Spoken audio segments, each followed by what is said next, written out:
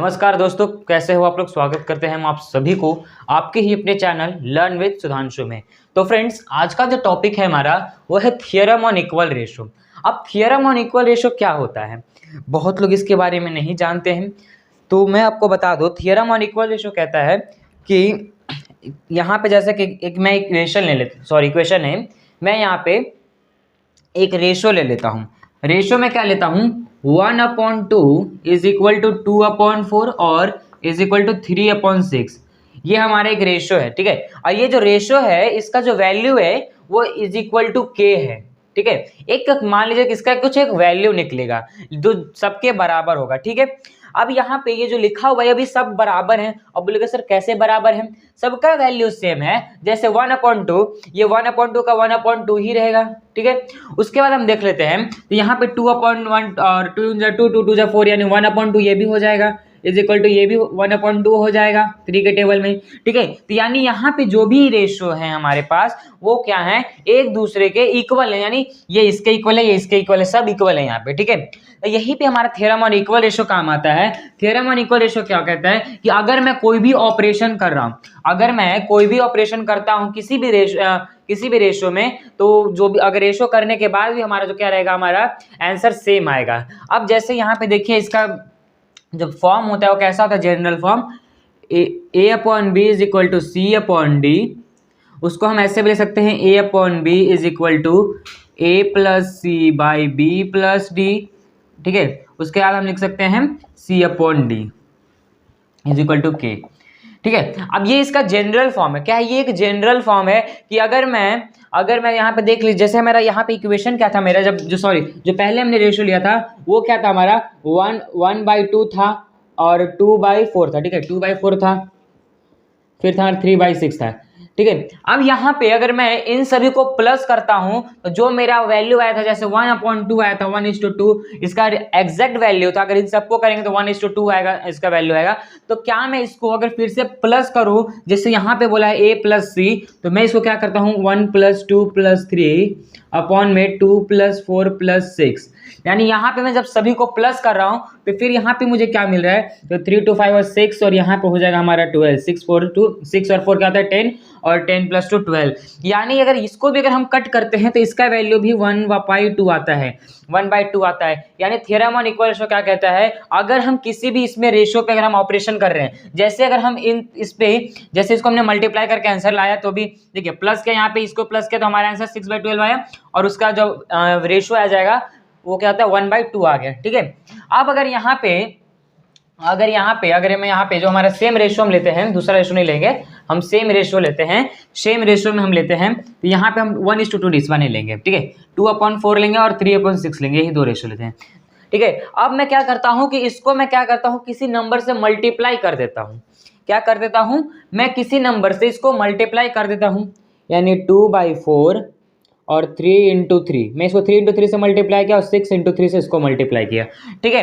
तो अब यहाँ पे क्या वैल्यू आ रहा है, अब यहाँ पे देखिए तो 2/4 और 3 3 जा 9 और 6 3 जा 18 हो गया, ठीक है। उसके बाद हम अगर इसको प्लस करते हैं तो 2/4 और यहाँ पे प्लस 9/18, ठीक है, ये हो जाएगा।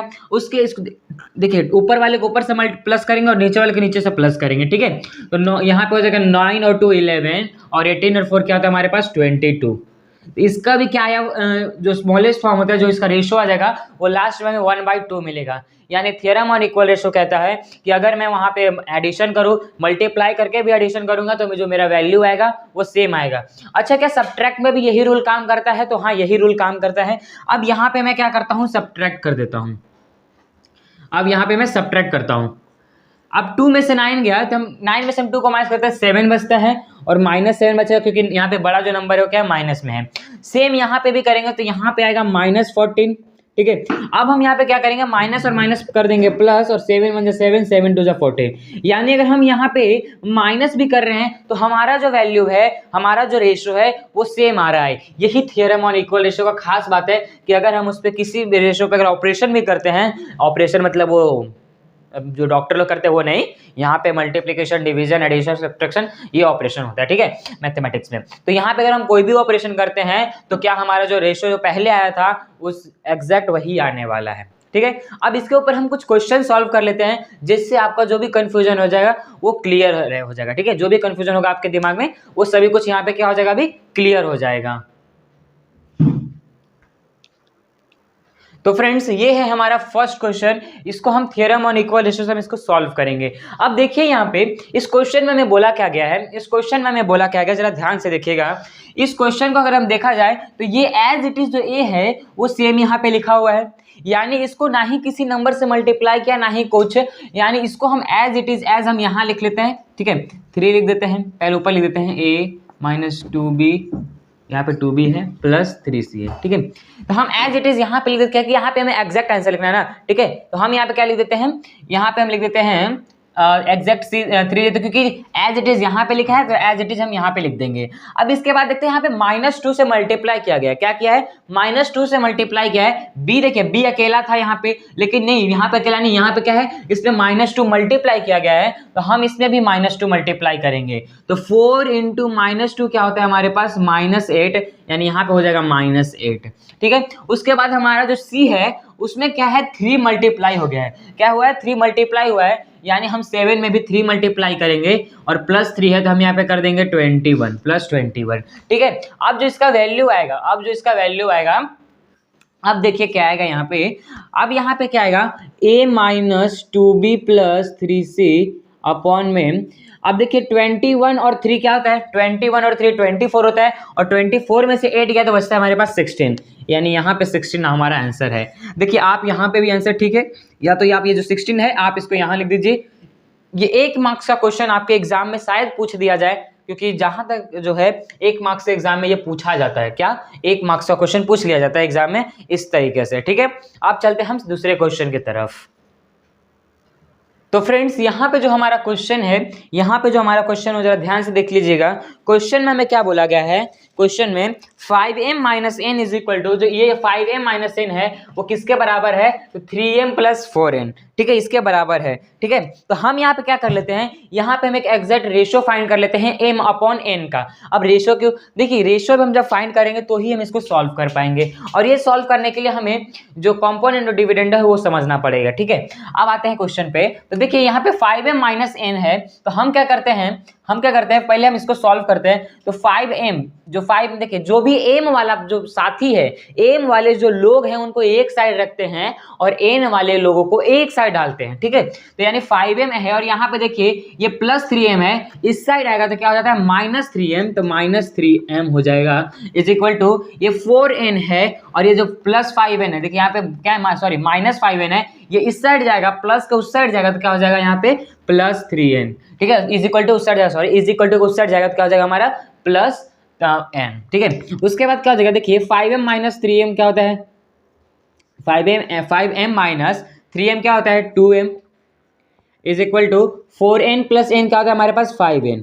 अब हमें क्या चाहिए, 5m और n की वैल्यू चाहिए, 5m और n की वैल्यू चाहिए, 5m और n की वैल्यू चाहिए, सॉरी 5m का रेशियो हमें चाहिए, क्या चाहिए हमें, m/n का रेशियो चाहिए। तो हम यहाँ पर क्या लिखते हैं, m/n, देखिए m अब इधर का इधर, ये n को मैं इस साइड लाया हूँ, तो उसी तरीके से ये 5 का 5 उधर ही रहेगा और ये 2 को मैं इस साइड भेज देता हूँ, यानी ये हो गया हमारा क्या हो गया रेशियो, क्या हो गया हमारा ये m/n का ये क्या हो गया हमारा रेशियो 5/2, ठीक है। इसके बाद हम क्या करेंगे, इसमें हम इसको कर देंगे स्क्वायर, क्योंकि हमारे क्वेश्चन में हमें क्या चाहिए, स्क्वायर लिया हुआ है, m² लिया हुआ है, तो हम यहाँ पे कर देंगे squaring both side, squaring both side, ठीक है। तो यहाँ पे हमारा m को m² हो जाएगा, n का n² हो जाएगा, और 5 का स्क्वायर 25 हो जाएगा, 2 का स्क्वायर 4 हो जाएगा। अब यहाँ पे हम क्या यूज करते हैं, यूजिंग कॉम्पोनेंट और डिविडेंडो, यूजिंग कॉम्पोनेंट और डिविडेंडो के हम थ्रू इसको क्या कर लेंगे, सॉल्व कर लेंगे, ठीक है। तो हम यहाँ लिखते हैं यूजिंग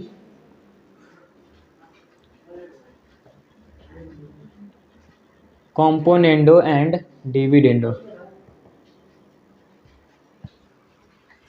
डिविडेंडो DIVENDO, ठीक है, डिविडेंडो, ठीक है।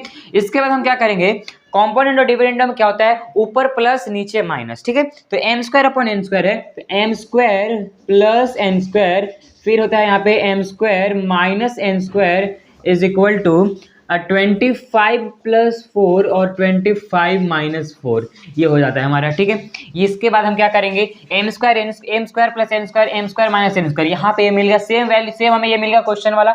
अब हम क्या कर देंगे यहाँ पे, अब हम यहाँ पे क्या कर देंगे, माइनस और प्लस सिंपली कर देंगे, ये हो जाएगा हमारे पास 29 और ये हो जाएगा हमारे पास 21, ठीक है। तो M square plus N square का जो वैल्यू है, M square plus N square और M square minus N square का जो वैल्यू है वो हमारा क्या है 29/21। तो ये हो गया हमारे यहाँ पे फर्स्ट क्वेश्चन सॉल्व। इसी तरीके से आप दूसरा क्वेश्चन भी कर सकते हैं। अब हम चलते हैं नेक्स्ट क्वेश्चन की तरफ।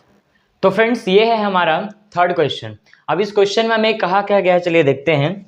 इस क्वेश्चन में बोला गया है A bracket y plus Z is equal to B bracket Z plus X is equal to C bracket X plus Y, then so that y minus Z upon A bracket B minus C, Z minus X upon B bracket C minus A, और x minus Y bracket X minus Y C by C bracket A minus B. यानी हमें इस जो term को हमें इस term में क्या करना है, कन्वर्ट करना है, उसमें हमें प्रूफ करना है। अब इसके लिए हम क्या करेंगे, अगर देखा जाए तो इसके नीचे ABC नहीं है, क्या नहीं है, ABC नहीं है, और सबके नीचे यहाँ पे देखिए तो ABC है। यानी जो हमारा यहाँ पे पहला काम रहेगा वो रहेगा हमारा ABC, क्या करेंगे, डिवाइड करेंगे।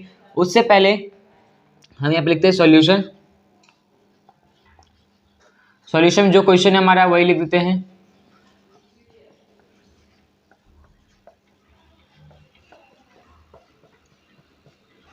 ठीक है, ये क्वेश्चन रहा हमारा।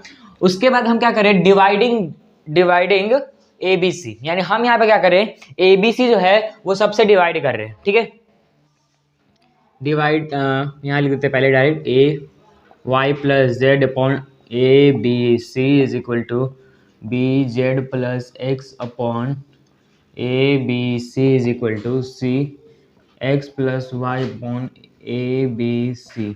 C से C यहाँ कैंसिल हो जाएगा, B से B यहाँ कैंसिल होगा, A से A यहाँ कैंसिल हो जाएगा। जहाँ पे कैंसिलेशन हो रहा है वहाँ पे आपको कैंसिल कर देना है।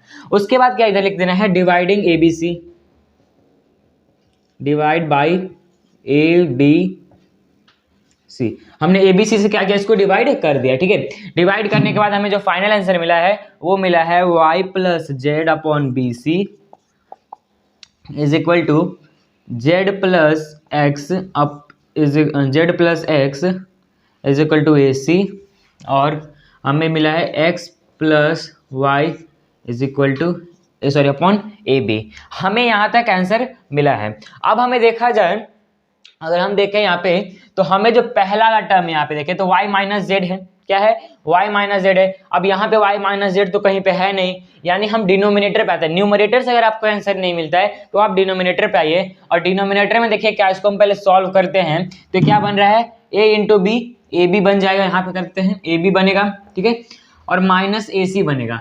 यानी AB में से AC को माइनस करना है, क्या करना है, AB में से AC को माइनस करना है। तो यहाँ पे देखिए न्यूमरेटर में ये AB है और ये AC है, न्यूमरेटर में डिनोमिनेटर में ये AB है और ये BC है, क्या है, AB और AC, ठीक है। हम क्या करेंगे, इसको हम इससे माइनस कर देंगे, क्या करेंगे, हम माइनस कर देंगे। यानी हम यहाँ पे लिखते हैं, यहाँ पे हम लिखते हैं, अगर हमारा x प्लस वाई अगर हम माइनस करेंगे इसमें से AB minus Z plus X upon AC, यहाँ पे हम क्या करें, माइनस करें, ठीक है। उसके बाद हम क्या करेंगे, यहाँ पे देखिए जब हम अगर माइनस करना है तो हम क्या करते हैं, मल्टीप्लिकेशन करते हैं, ठीक है। क्या करें, इसको हम पहले हम जेड को इससे मल्टीप्लाई करेंगे, फिर वाई को मल्टीप्लाई करेंगे, ठीक है। अगर हम माइनस करेंगे तो ऊपर नीचे दोनों से जगह माइनस करेंगे ना, तो यहाँ पे मैं क्या करता हूँ, यहाँ पे इसको लिखने से पहले मैं लिख देता हूँ यहाँ पे theorem on equal ratio, theorem on equal ratio, ठीक है। यहाँ तक समझ में आया। हमने क्या किया, थियरम ऑन इक्वल रेशो लिख दिया है। अभी आगे जगह नहीं है तो मैं क्या करता हूँ, ऊपर से रफ कर देता हूँ, ठीक है। मैं ये जब आप ये जल्दी लिख लीजिए 2 लाइन। तो फ्रेंड्स अब मैं यहाँ पे रफ कर रहा हूँ, ठीक है।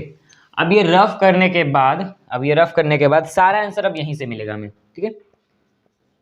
अब देखिए यहाँ पे अब हमें क्या बोला गया, थ्योरम ऑन इक्वल रेशियो लगाया, यानी हमें ए बी माइनस ए सी करना था। ए बी हमारा क्या था, एक्स प्लस वाई अपॉन में ए बी माइनस माइनस ए सी, और क्या था जेड प्लस एक्स, ठीक है, जेड प्लस एक्स। अब देखिए यहाँ पे माइनस है, पहले से ब्रैकेट में रहेगा, क्योंकि माइनस हमने किया ना, तो ये जो माइनस साइन है, ये जो माइनस साइन है, तो यहाँ पे जब ब्रैकेट हटेगा तो यहाँ पे माइनस जेड एक्स हो जाएगा, और ये जो प्लस वाला साइन था ये भी माइनस हो जाएगा, क्योंकि जब भी ब्रैकेट में अगर प्लस है तो जब ब्रैकेट हटाते हैं तो क्या हो जाता है, वहां पे माइनस हो जाता है, यानी यहाँ पे माइनस जेड और माइनस एक्स बच जाएगा हमारे पास।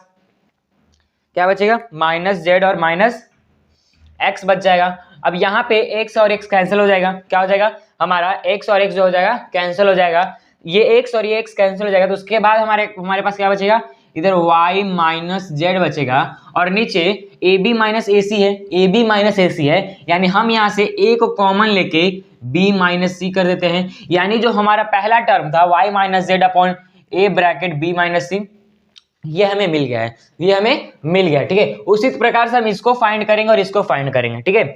उसके बाद हम यहाँ पे फाइंड करते हैं, ठीक है। अब यहाँ पे देखिए क्या बोला गया है, यहाँ पे अगर हमें ये फाइंड करना है तो b इंटू सी करना पड़ेगा, यानी बी सी, फिर हमें माइनस क्या बोला है ए बी, ठीक है, बी सी में से ए बी को हमें माइनस करना है, तो बी सी हमारा ये है, यानी यहाँ लिखेंगे y प्लस जेड माइनस क्या है ए बी है, यानी x प्लस वाई, ठीक है, अपॉन में B C minus A B, ठीक है। ये लिखने के बाद यहाँ पे भी सेम ब्रैकेट जब हटाएंगे हम, तो ये जो y प्लस जेड है, ये जो y प्लस जेड है, ये जो y प्लस जेड है, और ये माइनस यहाँ पे जब ब्रैकेट हटाएंगे तो माइनस हो जाएगा सभी जगह पे अंदर, यानी ये माइनस हो जाएगा और यहाँ पे माइनस रहेगा, ठीक है।